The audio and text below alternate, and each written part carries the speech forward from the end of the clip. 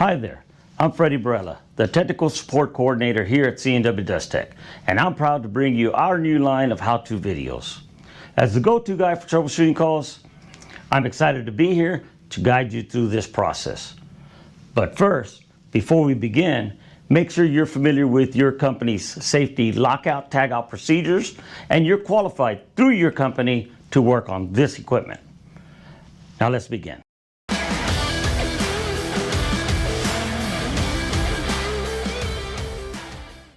In this video, we're going to talk about the common troubleshooting problems and quick fixes on silo dust collectors. Today we're working on the LPR.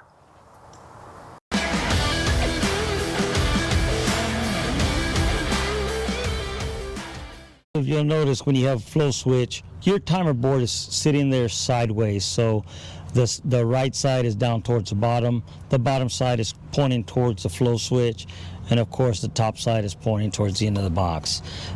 So you'll always know when you have a flow switch in here, it's orientated sideways. Well, we begin by turning on the dust collector by hitting this on-off switch.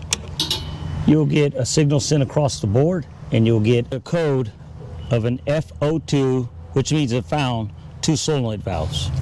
After that, you'll get the FSP. Now you're going to get an FSP error code because you have a flow switch, which is right here, connected into the timer board and into your collector through this hose. Now if it's a new collector, you'll be getting that because this hadn't received any signal.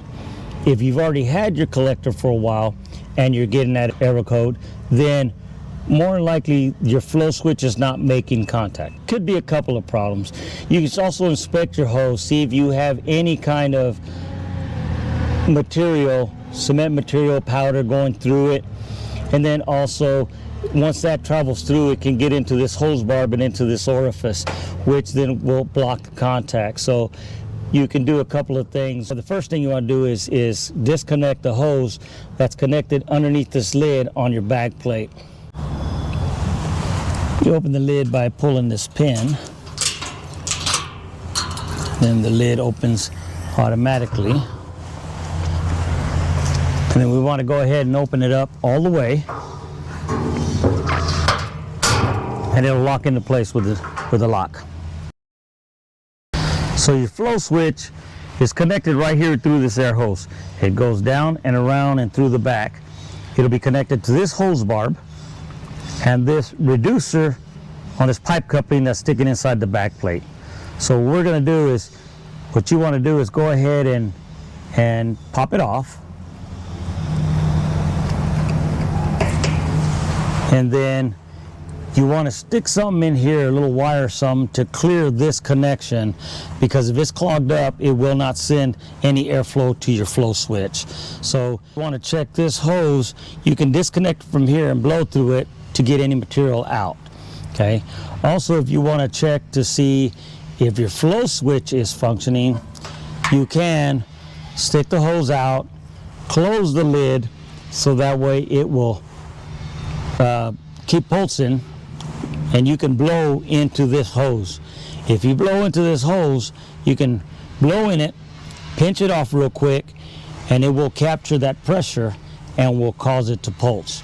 Now, none of this is going to pulse right now while I have the lid on.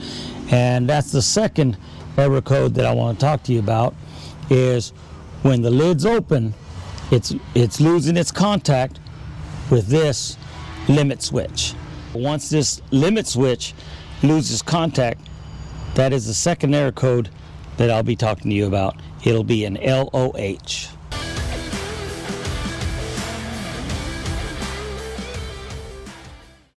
You will have easy access to the control panel right here and to your timer board. With the on and off button, turn it on, you hear your 2 pulses. Look for our video on how to replace or set the timer board. And then also you'll have it all lit up. As you can see right now, it has an LOH, and that's because the lid is open. That's a kill switch for it not to pulse. Your pulsing mechanism is stopped. If I depress on the limit switch, it will start pulsing, and you'll hear them. Now this is set at a lower rate, but between 90 to 100 psi, you get a real loud pulse.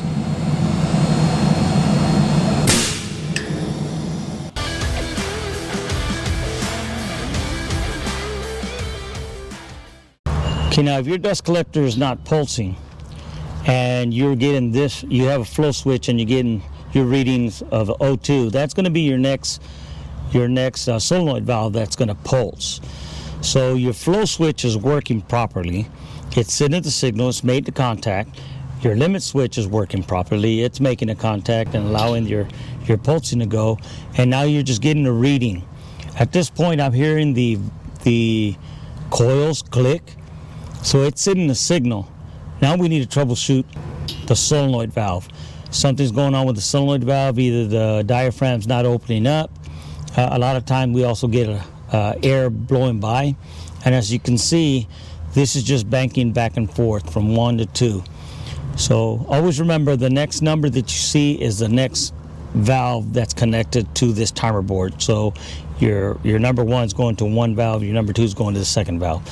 And once it clicks, it's going to tell you the number 1 is going to click next. Okay? And then of course, once you lose pressure, your FSP code will come back and it'll stop the pulsing. The coil clicked on number 1 because this has 4 blowdowns, so it's going to click 4 more times. And of course, this is set for 4 blowdowns, so you got 2 valves. 1 blowdown is each valve completing the stage of one pulse. So you would have 2 pulses for 1 blowdown on this particular case.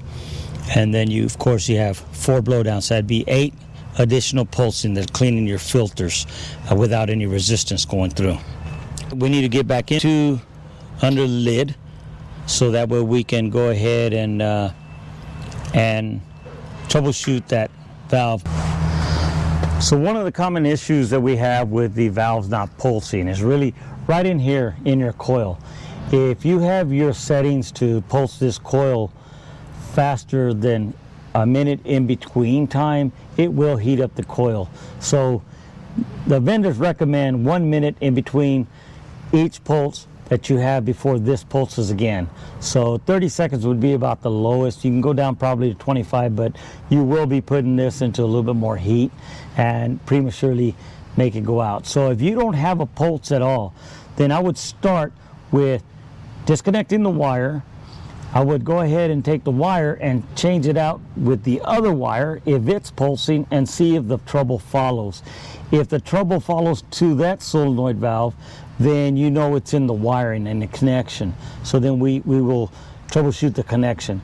If it doesn't follow and this one still isn't pulsing, then I would troubleshoot the coil. You can loosen this dome nut and slide the coil right off. Look into it, make sure it doesn't have a lot of burn marks, rust, or anything like that. And also the pole assembly, make sure that it's making a good connection. The rust and all, I mean, I know it's out of the elements, but if you have any kind of rust or a lot of burn spots where it's been pulsing and pulsing and pulsing, then it can also give you a different error code, not just not pulse. It could be saying that the signal is not strong enough to go to your board, and that signal would signify like a C with a number after that. So you got 12 lugs, so it'd be a C02 or a C01 in this case, saying that your coil is receiving an error.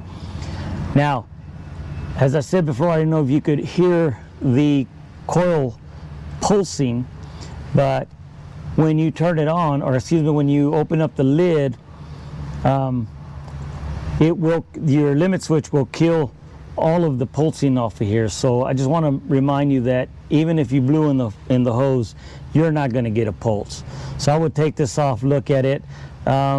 Usually the diaphragm is not a problem. What you get with the diaphragm is leaking air coming through. So if you hear any air leaking, you might want to feel around the valve and see where that air is coming through. If it's coming right here, then you just need to take it off, put some more pipe dope or something, and make sure that that's sealed tight.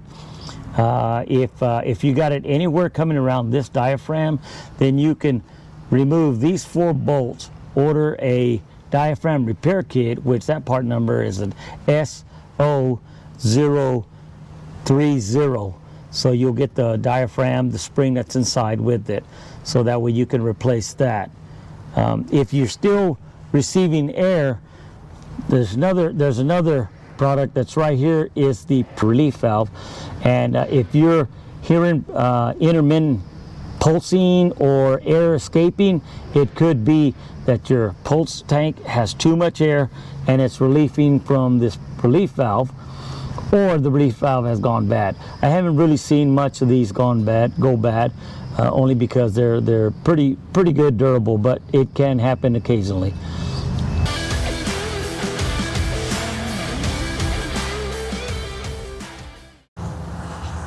And if your collector comes with a pressure switch, this is the SWO1 dual pressure switch, and what it'll do is turn on your collector once it receives pressure through your silo and through the collector, and then turn off automatically and run through your blowdown cycles once the pressure's gone. This is a dual pressure switch. The low side, it would be 3 inches of water column or 1/8 psi, and the high side is 21 inches of water column or 3/4 psi. So it will detect pressure, turn on your collector. I don't get a lot of troubleshooting calls on this. If you do, the one thing that does come to mind, if you do lose connection, you might check your wiring where it's connected to your timer board in the fan stop, or even underneath this cap.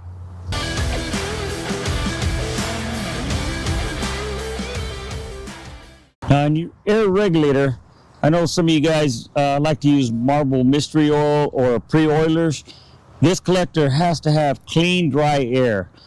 As you know, if you get oil or water going through your blowpipes and into your filters, it's going to blind your cartridges and cause a problem.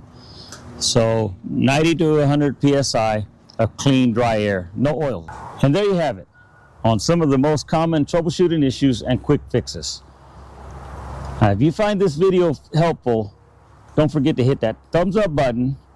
Also, don't forget to subscribe and ring the bell so that you'll get notified with any new upcoming videos.